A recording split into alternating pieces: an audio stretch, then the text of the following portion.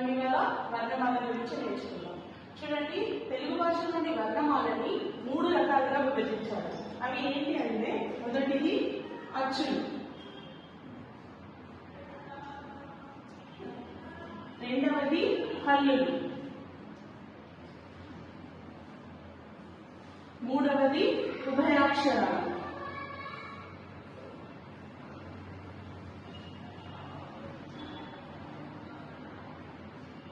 వర్ణమాలని 3 రకాలుగా విభజించారు. వాటిలో మొదటిది అచ్చులు, రెండవది హల్లులు, మూడవది ఉభయాక్షరాలు. మనకి 2 రకాలు ఉన్నాయి. అవి ఏంటి అంటే, ఒకటి హ్రస్వాలు,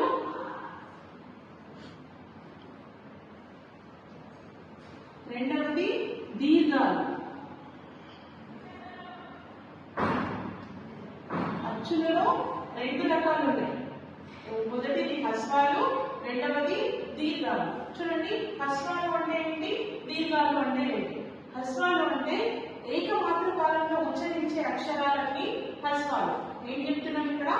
ఏకమాత్ర కాలంలో ఉచ్చరించే అక్షరాలన్నీ హ్రస్వాలుగా పేర్కొంటాం. ద్విమాత్ర కాలం లేదా ఒక మాత్ర కాలం కంటే ఎక్కువగా ఉచ్చరించడానికి వాడే అక్షరాలని దీర్ఘాలుగా పేర్కొంటాం. చూడండి, హ్రస్వాలు ఏంటి అంటే ఆ, ఈ, ఉ, రు, ఏ, ఓ. వీటిని హ్రస్వాలుగా పేర్కొంటాం. హ్రస్వాలు అంటే ఏం చెప్పుకున్నాం డెఫినేషన్? ఏకమాత్ర కాలంలో ఉచ్చరించేటివన్నీ హ్రస్వాలుగా పేర్కొంటున్నాం. సో వీటిలోకి అ, ఈ, ఉ, రు, ఏ, ఓ ఈ అక్షరాలు హ్రస్వాలలో చేర్చబడ్డాయి. నెక్స్ట్ దీర్ఘాలు. దీర్ఘాలు అంటే ద్విమాత్ర కాలం లేక ఏకమాత్ర కాలం కంటే ఎక్కువ సమయం ఉచ్చరించేవన్నీ దీర్ఘాలలో పేర్కొనబడి. చూడండి, అవి ఆ, ఈ,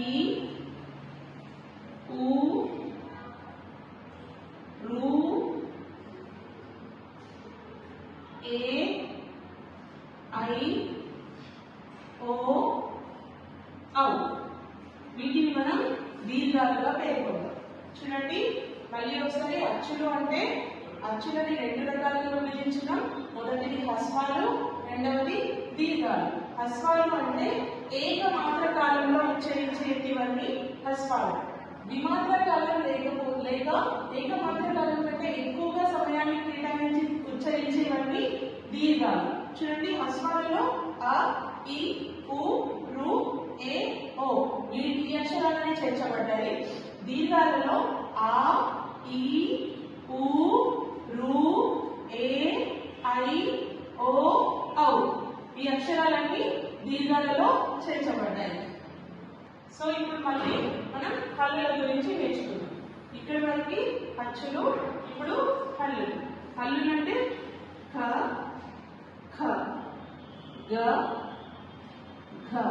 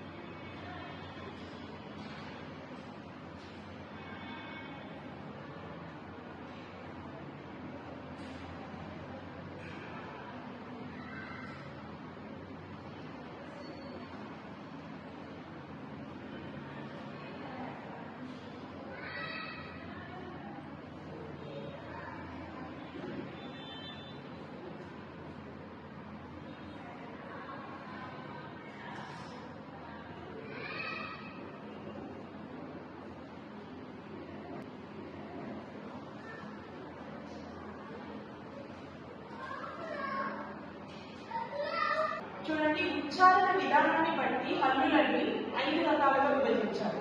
ఏ విధానాన్ని బట్టి? ఉచ్చారణ విధానం. ఉచ్చారణ అంటే మనం పలికే విధానాన్ని బట్టి హల్లులని 5 వర్గాలుగా విభజించారు. క, చ, ట, ట, ప. వీటిని పరుషాలు అని. క, చ, ట, ట, ప ఏమంటున్నాం? వీటిని పరుషాలు. నెక్స్ట్ గ జ డ ద వ. వీటిని సరళాలు అని, క చ ట త ప వీటిని పరుషాలు అని, గ జ డ ద వ వీటిని సరళాలు అని. అండ్ నెక్స్ట్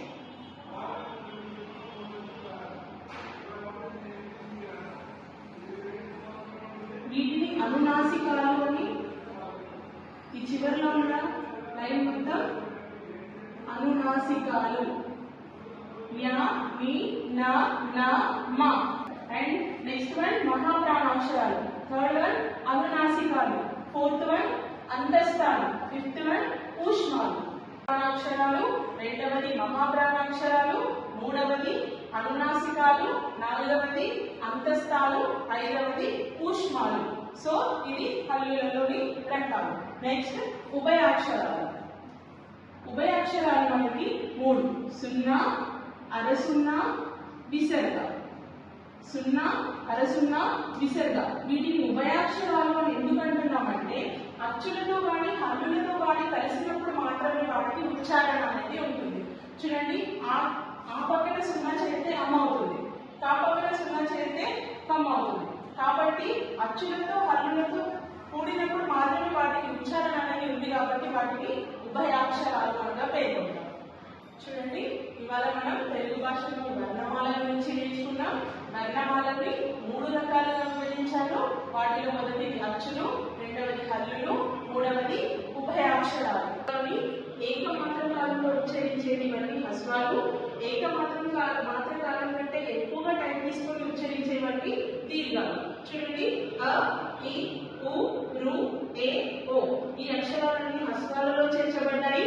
దీర్ఘాలలో ఆ, ఈ, ఉ, రు, ఏ, ఐ, ఓ, ఔ ఈ అక్షరాలన్నీ దీర్ఘాలలో చేర్చబడ్డాయి. ఇది అచ్చుల గురించి. అండ్ నెక్స్ట్ హల్లులు.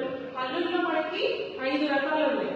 చూడండి, మొదటిది అల్ప ప్రాణాక్షరాలు, రెండవది మహాప్రాణాక్షరాలు, మూడవది అనునాసికాలు, నాలుగవది అంతస్థాలు, ఐదవది ఊష్మాలు. ఈ పరుషాలని సరళాలని కలిపి అల్ప ప్రాణాక్షరాలలో పేర్కొంటాం. ఇక్కడ జటా ఉన్న అక్షరాలన్నీ మహాప్రాణాక్షరాలలో పేర్కొంటాం. జ్ఞ, జ్ఞ, న, న, మ ఇవన్నీ అనునాసికాలలో పేర్కొంటాం. య, ర, ల, వ వీటిని అంతస్థాలుగా పేర్కొంటాం. ష, స, హ ని ఊష్మాలుగా పేర్కొంటాం. సో ఇది హల్లుల్లోని రకాలు. And next ఉభయాక్షరాలు. ఉభయాక్షరాలని మనం సున్నా, అరసున్నా, విసర్గాలు చేర్చబడ్డాయి. చూడండి, ఇవి ఉభయాక్షరాలు అని ఎందుకు అంటున్నామంటే అచ్చులు హల్లులతో కూడినప్పుడు మాత్రమే వాటికి ఉచ్చారణ అనేది ఉంటుంది. కాబట్టి వాటిని ఉభయాక్షరాల కింద చేర్చడం జరిగింది. వర్ణమాలని డైరెక్ట్ గా సింపుల్ గా అచ్చులు హల్లులు ఉభయాక్షరాలు నేర్చుకుంటే సరిపోతుంది కదా. మరి ఈ రకాలన్నీ మాకు ఎందుకు అని అనుకుంటే మనకి ఫ్యూచర్ లో అంటే 6th, 7th, 8th, 9th, 10th లో అల్పప్రాణ అక్షరాలను బేస్ చేసుకుని ఒక వర్డ్ రాయండి అని చెప్తున్నారు. కిందిచ్చిన వాక్యంలో మహాప్రాణ అక్షరాలని గుర్తించండి అని అడుగుతున్నారు. సో వీటి గురించి తెలుసుకోవాల్సిన అవసరం చాలా ఉంది. మనం ఇల్లు కట్టేటప్పుడు బేస్మెంట్ ఎంతైతే అవసరమో తెలుగు భాష నేర్చుకోవడానికి వర్ణమాలలోని రకాలు అంతే అవసరం.